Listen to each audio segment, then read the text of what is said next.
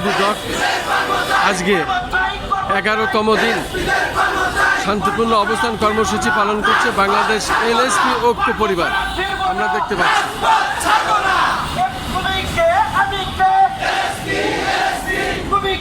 আমি কে